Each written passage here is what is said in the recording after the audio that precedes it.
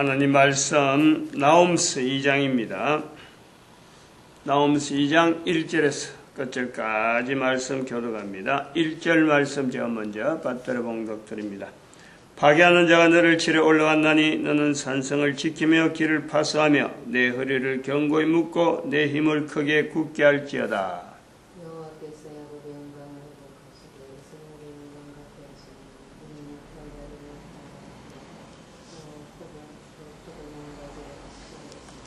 기도합니다. 같이 읽습니다. 만군의 여호와의 말씀에 내가 내 대적이 되어 너의 병거들을 살라 연기가 되게 하고 너의 젊은 사들을 칼로 멸할 것이며 내가 또 너의 노래한 것을 땅에서 끊으리니 너의 파견자의 목소리가 다시는 들리지 아니하리라 하셨느니라. 아멘. 나홈스 2장 13절의 이 말씀이 1장과 2장 그리고 3장으로 넘어가는 이제 그 마지막 부분이거든요. 1장, 2장, 3장을 이렇게 그 구분하는 것은 신약, 구약 성경이 있고 난 뒤입니다. 이거 지금부터 계산을 해도 성경은 한 4,000년 동안에 어떻게 보면 이게 우리한테 전달되는 과정이 있었다 그러면요. 지금부터 4,000년까지 전달 전체 기록되어지고 모아지고 전달되어지는 과정이 있었다 그러면은 이 장을 구분하는 이거는 불과 500년 지금부터 한 500년 아니면 조금 더 가면은 1000년 내에 있었던 내용이에요. 그렇게 오래 가지는 않는 거예요. 500년 그 이후가 되기가 쉬워요. 앞으로 아주 500년 안에 이게 되기가 쉽단 말이에요. 정확하게 그건 제가 잘 모릅니다. 기록은 이곳저곳에서 몇 군데 아주 막 지나갈 듯이 해난 그런 기록이 있는데 어떤 사람은 또 의견이 또 다르기 때문에 그런데 또 관심을 두질 않아요. 왜 제가 이 내용을 아침에 이래 하느냐 그러면은 이 2장에 있는 13절 3장하고 요 구분되어지는 여기 하나의 큰 전환점적인 내용이라는 거예요. 이것 자체가 만군의 여호와의 말씀이라고 하는 이 표현이 나홈스에서 여기에 나홈이 이걸 갖고 왜 기록했을까? 왜 이렇게 표현했을까? 그렇게 의아한 내용이 든다는 거죠. 이사야나 예레미야나 이런 사람들도 이런 선지자들 성경을 많이 하는 그 속에서도 만군의 여호와란 표현은요 극히 일부분 극히 잘 안 쓰는 거예요. 근데 나홈스는 3장밖에 안 되는 아주 작은 내용인데요 그게 만군의 여호와의 말씀이라고 언급을 하고 있단 말이죠. 이 만군의 여호와의 말씀이라는 것은 미가서 6장 7절에 있는 완전한 지혜는 주의 말씀을 경외함이니라 하는 이 표현하고 바로 연결되는 거예요. 같은 선지서고 그러고 미가 선지자 다음에 나홈 선지자니까 시대가 비슷하다. 이런 것 주의 말씀, 이거는 여호와의 말씀. 그런데 그 앞에다 만군이라 붙여놨다. 만군. 그리고 이 만군의 말씀 앞 만군의 여호와의 말씀이라는 것에서 2장 1절하고 13절 요 중간 요 내용 1절에는 파괴하는 자라 하는 내용이 나오는 거네요.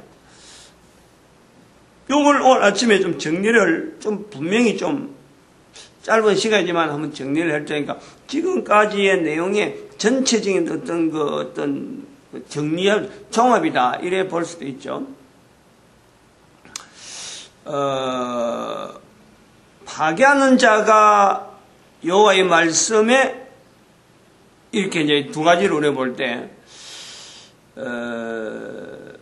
성경을 파괴하는 자가 헬라 문화냐, 이렇게 성경을 파괴하는 세력이 성경이라고 하는 여호와의 말씀을 파괴하는 세력이 헬라 문화냐? 이거는 잘못된 거예요. 그 구도는 그래 거죠. 구도는 그렇게 왔는데 지금도 헬라 문화의 영향에서 성경이 영향을 좀 뭔가 주저되는 방해하는 내용이 있다. 요 속에 있다고 하는데 절대 그렇게 보려고 하는 내용은 아닙니다. 구도 자체가 그런 거예요. 만군의 여호와의 말씀에, 이거는 우리 인간의 편에서 봐야 되는 거니까, 하나님의 말씀이 내한테 들려지지 않도록 하는 것 자체. 내가 대적의 자리에 있는데 왜 내가 대적의 자리에 있느냐? 헬라 문화 때문에 내가 대적의 자리에 있는 것을 내가 있다. 현재적으로 그래야 된다. 그러나 헬라 문화가 아니면 또 다른 문화로 분명히 우리가 이건 만군의 여호와의 말씀에 대적하는 자리에 내가 있을 수 있다. 그러므로 근본적으로 인류가 가지고 있는 다양한 문화, 헬라 문화, 중국 문화, 이슬람 문화, 그 다음에 인도 문화, 이 문화들이요, 전체 문화라고 하는 요소는 전체가 다 하나님의 말씀에, 만군의 여호와의 말씀을 나에게서 떨어지게 만들려고 하는 그런 요소가 잠재적으로 있다. 그 잠재적이 있는 걸 통해서 문화란 형태를 가지고 있는 거예요. 그러므로 만군의 여호와의 말씀을 가지고 저들 하여금 이제 하나의 객관시키는 문화 자체를 객관화시키는데 그 내용을 성경 문화라 하는 표현을 쓴다. 그 내용이 있단 말이에요.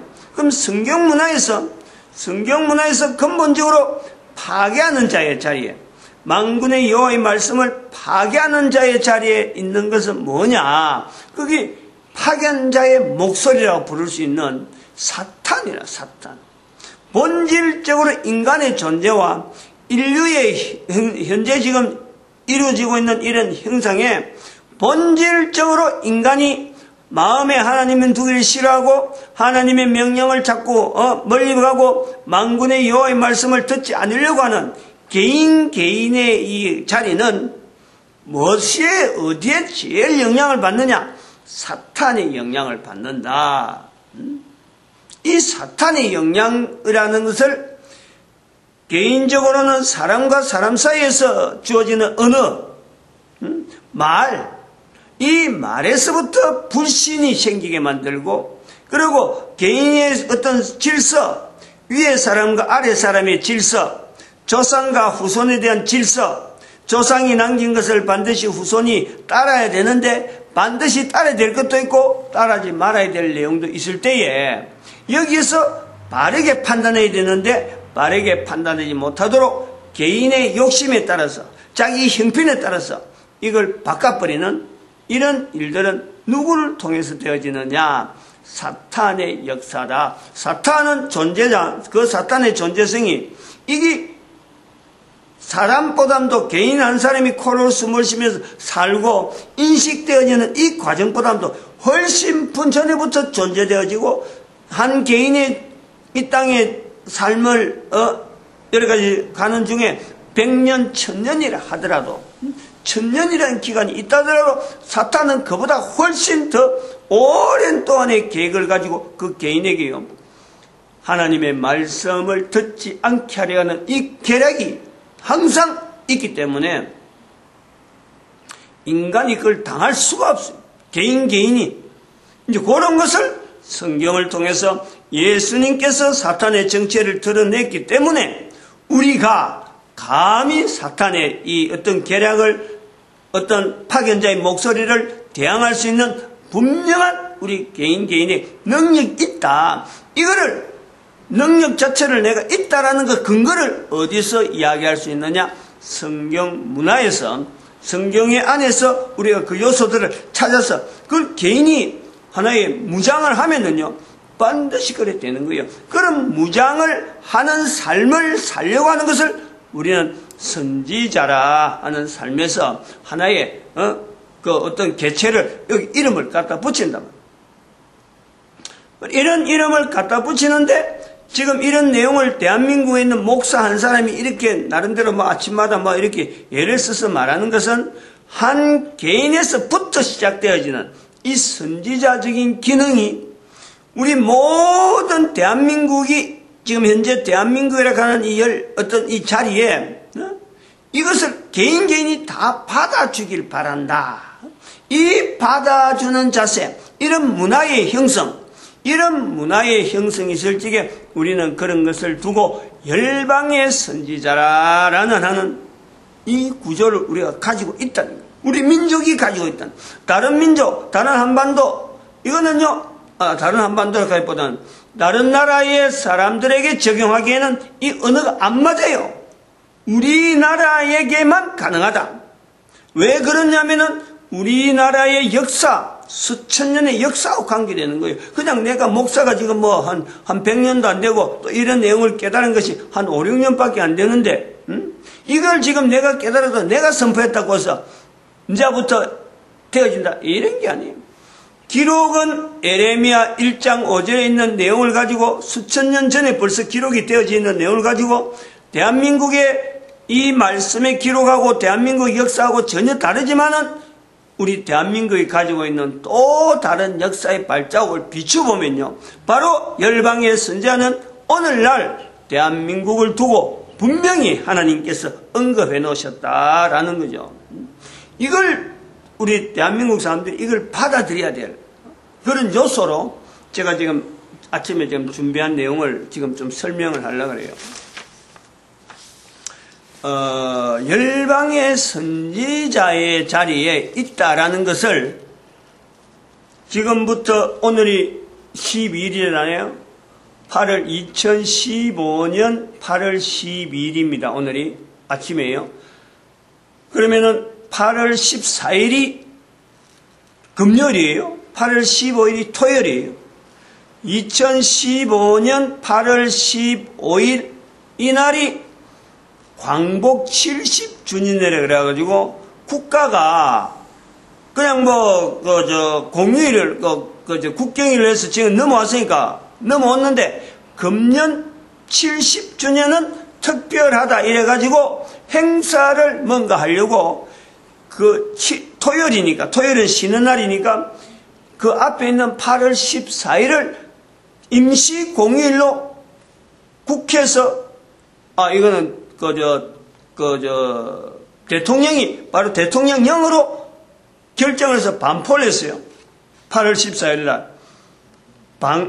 광복 70주년에 대한 어떤 의미를 국민 전체가 좀 그걸 시키려고 좀 여기서 좀 반응을 일으키려고 지금 하고 있단 말이에요. 그래서,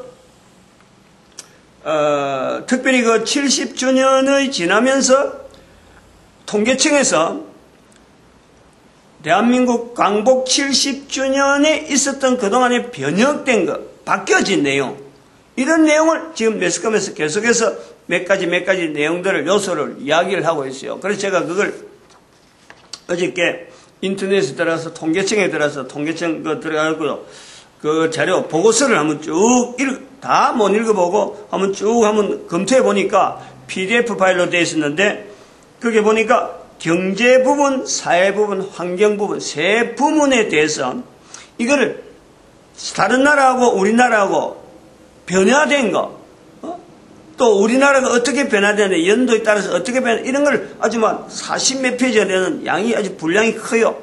그렇게 해서 구분해야 하더라고. 그 중에 선지자라는 기능이 개인에게 다 있다.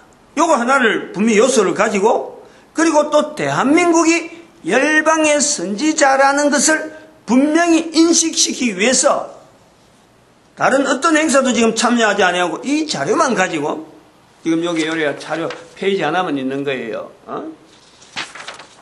5페이지 그 보고서에 나오는 5페이지 경제 부분에 경제 규모와 성장률 그래서 명목 GDP 이래가지고 2014년 각국 명목 GDP 순위 이래 있는 게 있어요. 15위까지요. 15위까지. 이 15위는 뭐로 했냐면은 각 나라마다 수출 규모 GDP가 1조 달러를 넘는 나라.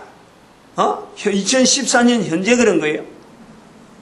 1조 달러를 GDP가 1조 달러를 넘는 나라에 대한 내용을 그 GDP 순위, GDP 금액에 따라서 순위를 쭉 매겨놨는데 대한민국이 13위란 말이야. 13위.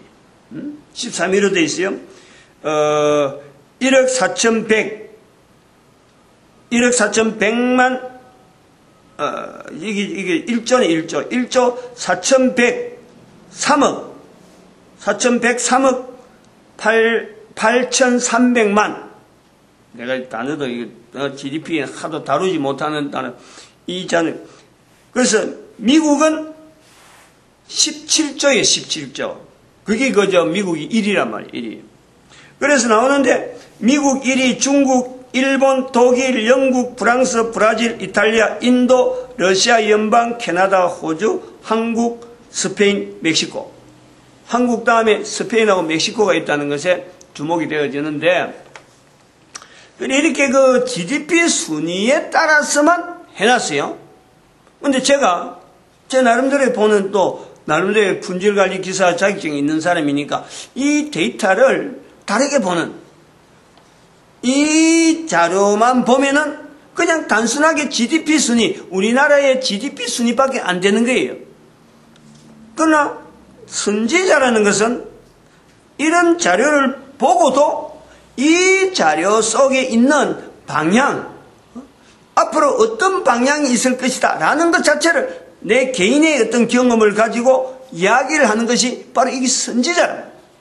요 놈들이 다 아는 데이터, 객관적인 데이터, 이걸 갖고 그냥 놔두면 그냥 일반 사람이에요. 일반 아무것도 아니에요. 그러나 선지자는 그렇지 않다. 제가 여기서 이런 자료를 또 별도로 만들었어요. 내 나름대로 엑셀로 가지고 쭉 이렇게 순위는 있는 대로 그 GDP 순위대로 쭉 만들어놨고, 그 다음에 거기다가 인구수를 생각을 한 거예요. 이제 인구수를 생각하면 이 GNP가 되는 거예요. GNP. 인구, 국민 총생산액은 GNP. 그 GDP는 그냥 국민 총생산액이고 그냥 단순하게 수출.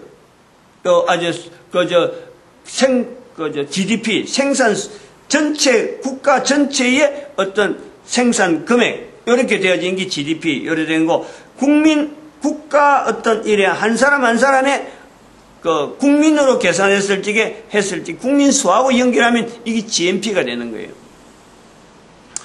일단 인구수를 볼 때, 미국은 3억에 지금 현재 17조를 하고 있고, 중국은 13억에 현재 10조를 하고 있단 말이죠. 이런 식으로 쭉 가면은 한국은 4,800만 되는데, 제가 그 4,800만 단위는 다 전부 다 삭제하고 일단 4,000만 정도로 해놨어요. 그 전부 다 그 100만 단위는 다 없애버렸어요. 그래서 인구수를 가지고 한번 해보는 거예요. 그럼 인구수를 가지고 했을 적에 GNP가 나오는데, GDP에 나누기 임구하면 이게 GNP가 나오는 거예요. GNP라면은 미국이 2위가 됩니다. 2위가. 미국이 2위가 되는 게 1위가 호주예요. 호주는 인구수가 2천 몇백만에 1조, 우리 바로 위에 있는 1조 4천억이거든. 1조 4천 달러니까, 4천억 달러니까, 우리가 1조 4천억 4,100만이면 호주는 1조 4,500만이라. 그래서, 근데 인구는 2천만이라. 우리 인구가 4천만이거든. 그래, 그 뒤에 이제 미국이 비교를 해도 GNP를 해도 2위예요. 워낙에 미국이 많단 말이에요. 근데 이런 거를 조금 더 다르게 보면은, 미국의 인구 성장률은 앞으로 어떻게 될 거냐. 인구 성장률로 보는 거예요, 앞으로. 인구 감소 같은 거는 어떤 수치가 나올 거고, 생산 인구는 지금 현재 어느 정도 현재적으로 전 나라에서 인구수에 비하면 인구에 비해서 한 인구가 담당하는 생산력은 얼마나 될 건가? 그리고 또 사회환경은 어떤 건가?